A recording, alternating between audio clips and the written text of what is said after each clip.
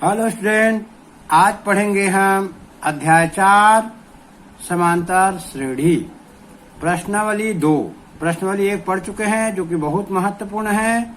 प्रश्नावली 2 कम महत्व का है, सवाल भी कम है इसमें। प्रश्न क्रमांक 1 पढ़ेंगे 1/2 और ऋण 1/2 का समांतर माध्य ज्ञात कीजिए।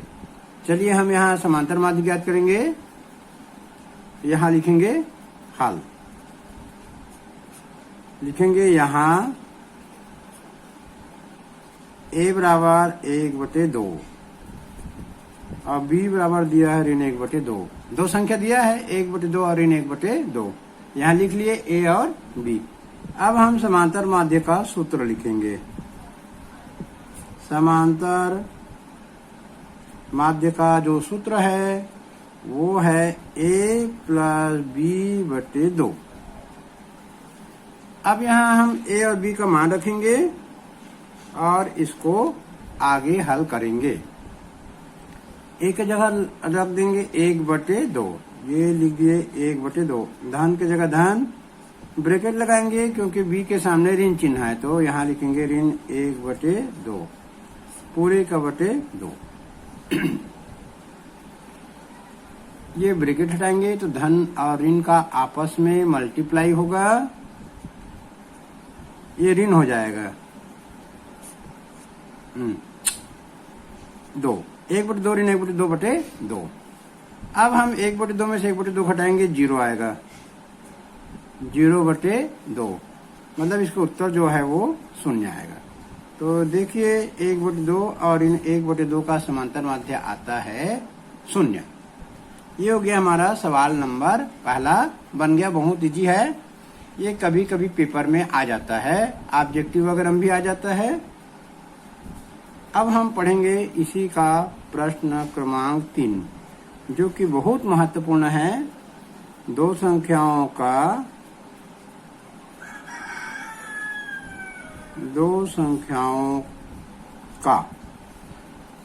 समांतर माध्य 7। दो संख्याओं का समांतर माध्य 7 और दो संख्याओं का समांतर माध्य 7 और गुणनफल 45 है। और गुणनफल 45 है। संख्याएं ज्ञात कीजिए।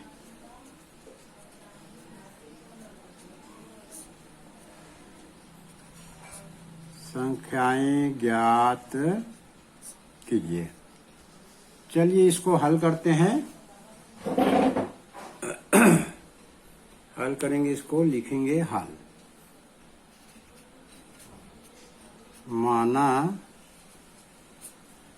माना दो संख्याएं a और b है। अभी हमें पता नहीं है कि वो संख्या कौन कौन सी है, तो हमने मान लिया माना दो संख्याएं a और b है। तब दोनों का समांतर माध्य 7 है। यहाँ लिखेंगे समांतर माध्य का सूत्र लिख देंगे। समांतर माध्य बराबर होता है, यदि दो संख्या a और b है तो a धन b/2। चलिए अब आगे बढ़ाते हैं इसको।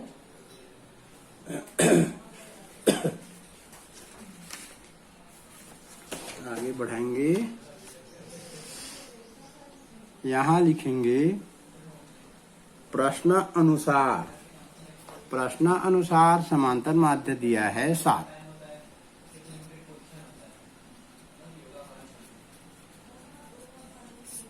प्रश्न अनुसार जो है समांतर माध्य 7 दिया है, तो यहाँ लिख देंगे a धन b/2 बराबर 7।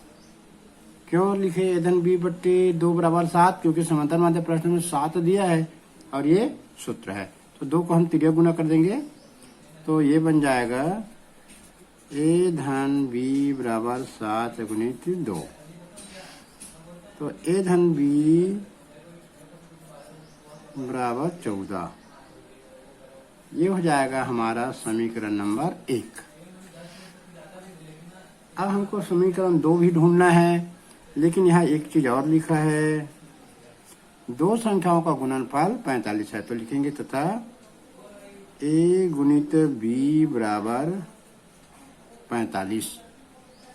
ये हमारा दूसरा शर्त है। ये जो शर्त है, दूसरा शर्त है कि दो संख्याओं का गुणनफल 45 है। अब हमको दूसरा समीकरण ढूंढना है a ऋण b का। a धन b का 14 आ गया। a ऋण b का हम एक और समीकरण ढूंढेंगे, तो उसके लिए हमको सर्व समीकरण में जाना पड़ेगा।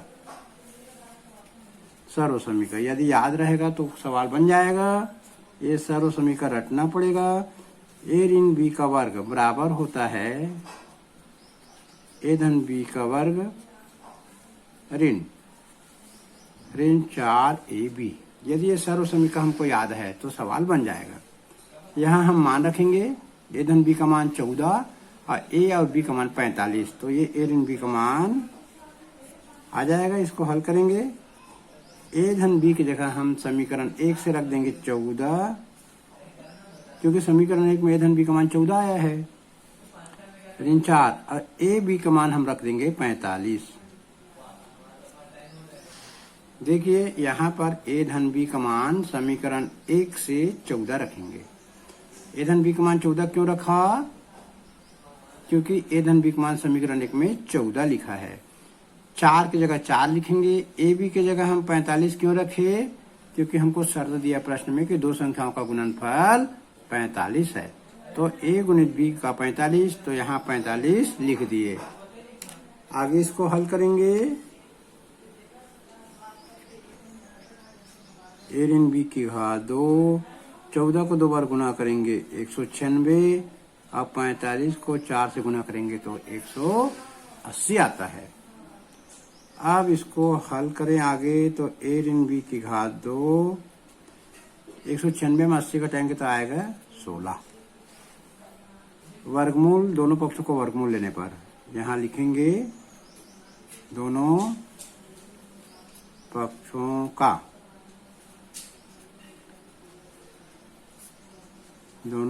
का वर्गमूल लेने पर, तो ये आएगा a ऋण b बराबर 4।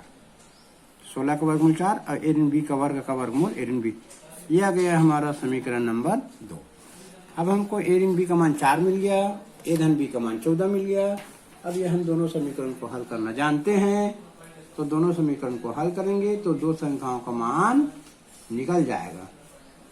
चलिए अब हम लिखते हैं समीकरण 1 में समीकरण 2 को घटाने पर। यहाँ लिखेंगे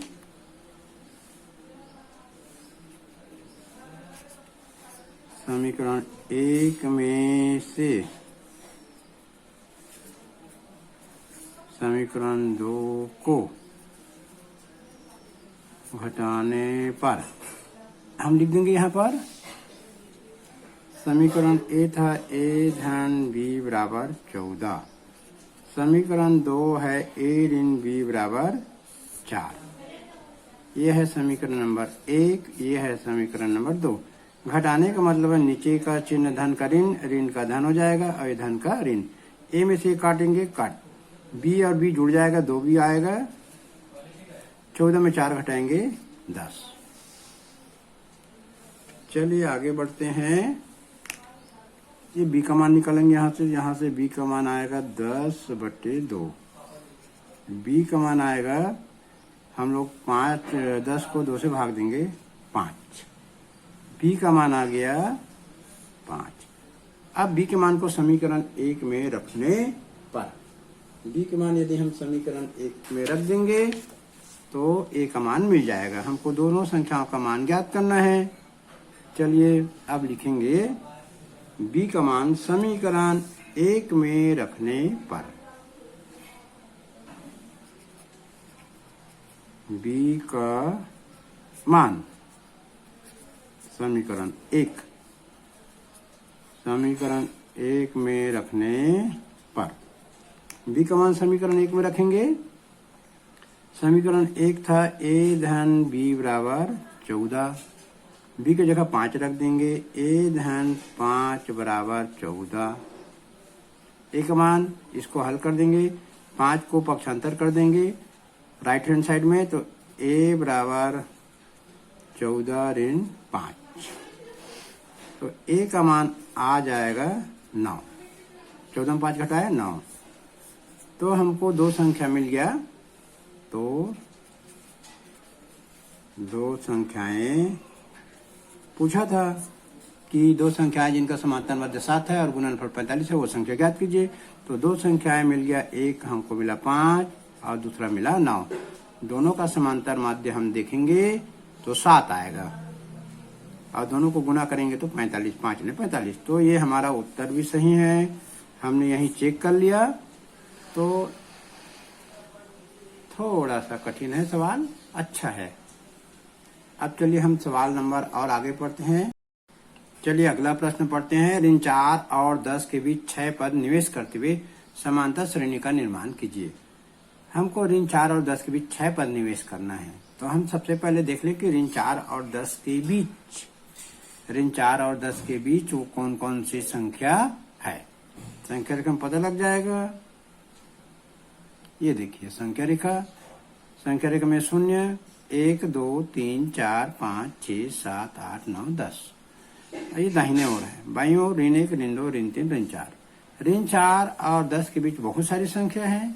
इनमें से हम सवाल हल करेंगे तो 6 संख्या मिलेगा और वो संख्या जो एक निश्चित अंतराल में मिलेगा ताकि वो समांतर श्रेणी बन जाएगा। लेकिन हमको पता होना चाहिए कि ऋण 4 और 10 के बीच कौन कौन सी संख्या है।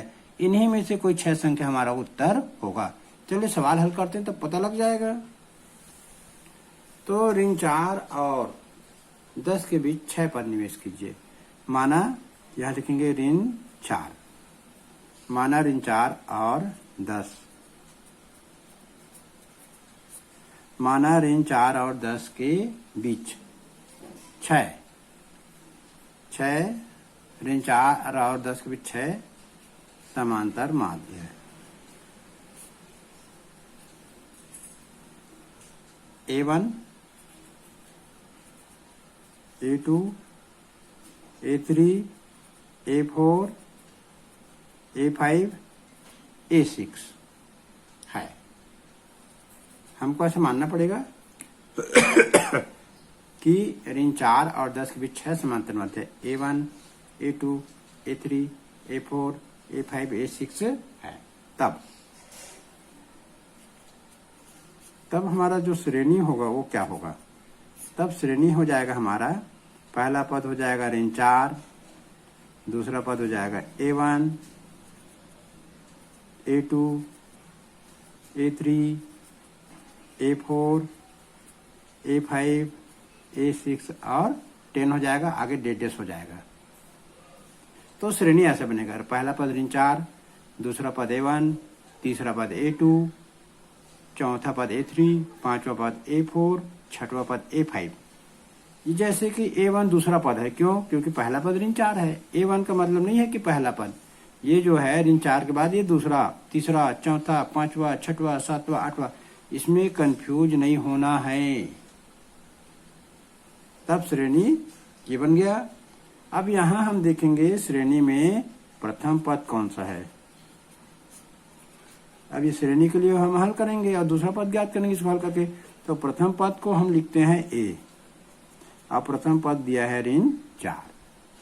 चलिए प्रथम पद मिल गया। अब हम देखते हैं कि इसमें कुल कितने पद हैं, पहला, दूसरा, तीसरा, चौथा, पांचवा, छठवां, सातवां, आठवां।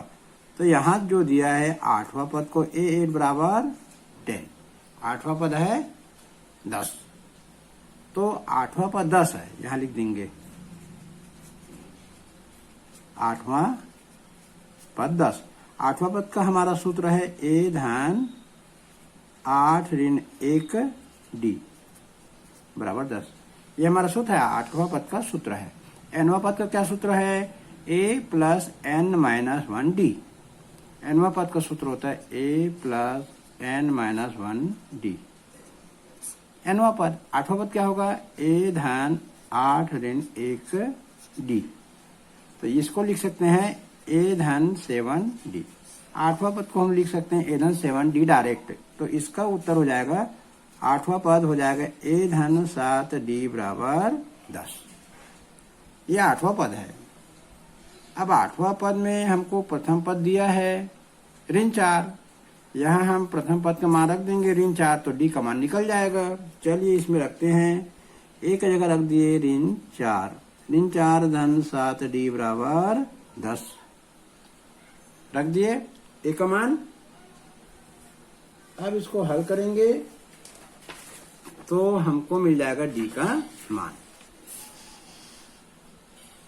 चलिए इसी को हल कर देते हैं, तो 7d बराबर क्या हो जाएगा 10। ऋण 4 दूसरे पक्ष में जाके धन हो जाएगा, तो 7d का उत्तर क्या आएगा 14। d बराबर 14/7। d का मान कितना आएगा, 2 काटेंगे इसको, 7 दूनी 14, तो ये आ गया d का मान। देखिए यहीं से फिर से एक बार मैं आपको बता दूं, पहला पद जो दिया है ऋण 4, 8वां पद जो दिया है 10, 8वां पद का हम इधर सूत्र रख देंगे। 9वां पद का सूत्र होता है a धन n ऋण 1d। 8वां पद क्या होगा a धन 8 ऋण 1d। 8 में घटाए 7d, तो a धन 7d, a का मान ऋण 4 रख देंगे। ऋण 4 धन 7d बराबर 10। 7d बराबर 10 धन 4, ये ऋण 4 इधर जाके धन हो गया, जोड़े 14 हो गया। 7d का 14, तो d का मान 2 आ गया। अब हमारे पास d का मान आ गया 2। a का मान हम लोग जानते हैं ऋण 4 है, तो हम a1 a2 a3 a4 a5 a6 का मान निकालना है, क्योंकि हमको ऋण 4 और 10 के बीच में 6 पद है हमारे पास। मैं बता दूं आपको, ऋण 4 और 10 के बीच हमको 6 पद निकालना है। ऋण 4 और 10 के बीच 6 पद निकालना है। कौन कौन सा पद है, दूसरा पद a2 a1 a2 a3 a4 a5 और a6। पहला पद, दूसरा, तीसरा पद, चौथा पद, 5वां पद, 6वां पद, 7वां पद और ये 8वां पद। तो a1 का मान निकालेंगे सबसे पहले। a1 दूसरा पद है, लेकिन हमारा श्रेणी का नाम जरूर a1 है, लेकिन वो श्रेणी में दूसरा पद है, तो यहां निकालेंगे a1। a1 बराबर होगा दूसरा पद, श्रेणी का दूसरा पद। a1 मतलब है श्रेणी का दूसरा पद, क्योंकि पहला पद तो ऋण 4 है, तो a1 बराबर हम लिखेंगे दूसरा पद मतलब a धन 2 ऋण 1d। दूसरा पद है, तो दूसरा पद है a धन d। 2 ऋण 1 मतलब 1 को नहीं लिखते। अब यहाँ a और d का मान रख देंगे, तो हमारा a1 मान निकल जाएगा। a1 मतलब श्रेणी का दूसरा पद। a का मान था ऋण 4 और d का मान आया था 2। ऋण 4 धन 2 बराबर ऋण 2, तो a1 का मान आ गया ऋण 2। ठीक, a1 का मान आ गया ऋण 2। इसी प्रकार हम देखते हैं a2 का मान निकालेंगे। अब श्रेणी का तीसरा पद है, ये हम जो श्रेणी बनाए हैं उसका तीसरा पद है। ये तीसरा पद को हम लिख सकते हैं अब a2 बराबर, तीसरा पद को डायरेक्ट लिखें a धन 2d आएगा, क्योंकि 3 ऋण 1, ये हम रख देंगे, तो a2 का मान आ जाएगा। a का मान ऋण 4 धन d का मान 2, इसको हल कर देंगे। ऋण 4 धन 2 दूनी 4 बराबर 0। a2 का मान आ गया 0। a1 मान का आया था ऋण 2। इसी प्रकार से हम a3 का मान निकालेंगे। a3 का मतलब है श्रेणी का चौथा पद, श्रेणी का चौथा पद। तो a3 का मान a धन 3d, तो a का मान रख देंगे। यहाँ a3 निकालने के लिए हम लोग a का मान तो ऋण 4 ही है, d का मान 2 है, तो इसको हल करें। ऋण 4 धन 6, तो 3 दूनी 6, 6 में 2 घटाए, 6 में 4 घटाएंगे 2 आएगा। A3 का मान आ गया 2। तो हमने अभी तक 3 पद निकाल चुके हैं। कौन कौन से? A1 आया ऋण 2, A2 आया 0, A3 आया 2। इसी क्रम से हमारा 3 पद और निकालना है। A1, A2, A3 निकल चुका है। अब चलिए हम A4, A5, A6 और निकालते हैं।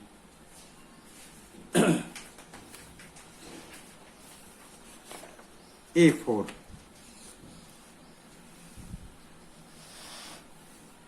A4 निकालेंगे। A4 जो है श्रेणी का 5वां पद है, क्योंकि इसको हम 5वां माने हैं। 5वां पद A4, तो डायरेक्ट हम लिख सकते हैं A4 बराबर श्रेणी का 5वां पद मतलब A+4D। A का मान रख देंगे ऋण 4, D का मान रख देंगे 2। तो A4 का मान आ जाएगा ऋण 4 धन 4 दूनी 8, 8 में 4 घटाएंगे 4 आ गया। A4 का मान आ गया 4। अब हमारा A5 निकालेंगे। A5 बराबर श्रेणी का 6वां पद, श्रेणी का 6वां पद, श्रेणी का 6वां पद। सूत्र लिख देते हैं 6वां पद का A5, A+5D। A5, A का मान ऋण 4, 5, D का मान 2, हल करेंगे ऋण 4, 5 दूनी 10, 10 में 4 घटा दिए 6 आएगा। तो हमारा A5 आ गया 6। अब हम देखेंगे A6 निकालेंगे। श्रेणी का 7वां पद,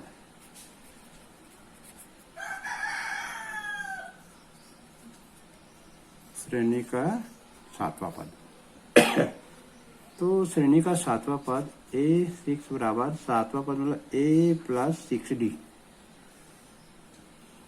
A का मान ऋण 4, D का मान 2, ऋण 4 धन 6 दूनी 12।